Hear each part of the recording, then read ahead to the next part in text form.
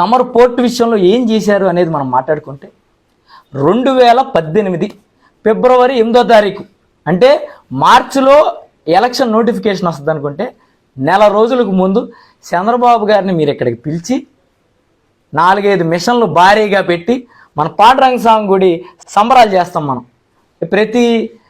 ప్రతి చోట సెంటర్లో ఆపి జనాలు పాండురంగ స్వామి గారిని దండం పెట్టుకుని కొబ్బరికాయలు కొడతారు. అట్టాగా మిషన్లు తీసుకొచ్చి కొబ్బరికాయ కొట్టించావు కానీ ఇక్కడ జనాలతో పిచ్చోళం చేస్తా కొబ్బరికాయలు కొట్టించారు. కానీ ఎక్కడైనా పోర్టు జరిగే పనుల దగ్గర ఒక కొబ్బరికాయ కొడతాం కానీ ఒక ఇటుక పని జరిగిందా అని నేను మిమ్మల్ని ప్రశ్నిస్తున్నా.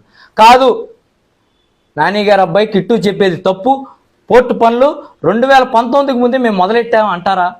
ఏదో ఒకటి చూపించండి వీడియో. మీరు అక్కడ ఏదో పని చేసింది చూపించండి వీడియో.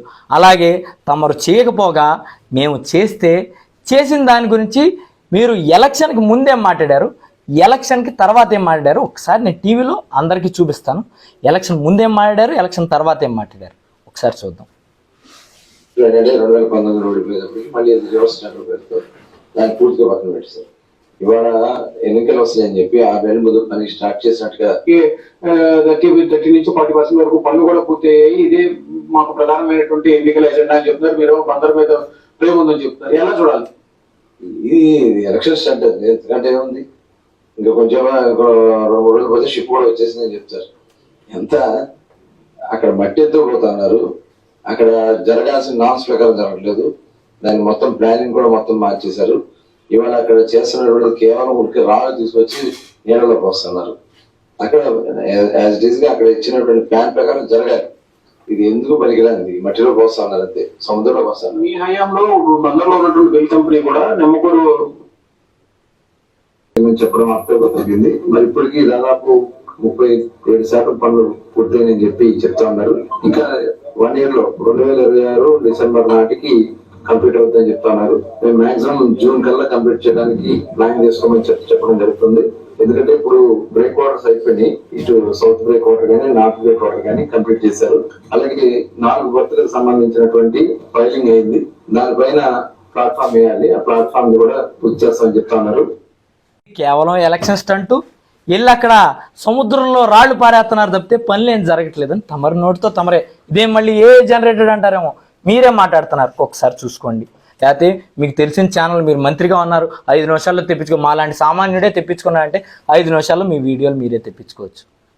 అలాగే తర్వాత తమరేం మాట్లాడుతున్నారు, ఎలక్షన్ గెలవంగానే తమరు పోర్టు విజిటింగ్కి వెళ్ళినాక ఏం మాట్లాడుతున్నారు, 37% పనులు అయిపోయినాయి.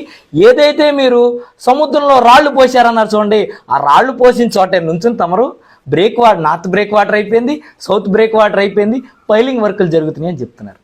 అంటే ఎంత నిస్సిగ్గుగా తమ రాజకీయాలు చేస్తున్నారు అన్నదానికి నేను కాదండి సాక్ష్యం, తమరే సాక్ష్యం. తమరు మాట్లాడింది వీడియోనే ప్లే చేశాను, నేనేం మాట్లాడలేదు. అలాగే పోర్టు గురించి ఇది చూపించా. మెడికల్ కాలేజ్ తమరి కళ. మెడికల్ కాలేజ్ కోసం 2014 నుంచి 19 వరకు తమరు తీసుకున్న ఒక్క స్టెప్ అయినా మరి చూపించగలరా? మెడికల్ కాలేజ్ మీ కళ, ఇంత నిస్సిగ్గుగా నా అబద్ధాలు. మెడికల్ కాలేజ్ ఎవరి హయాంలో వచ్చింది, ఎవరి హయాంలో పూర్తయింది, ఎవరి హయాంలో పిల్లలు చదువుకోవడానికి వెళ్ళారనేది జగమెరిగిన సత్యం.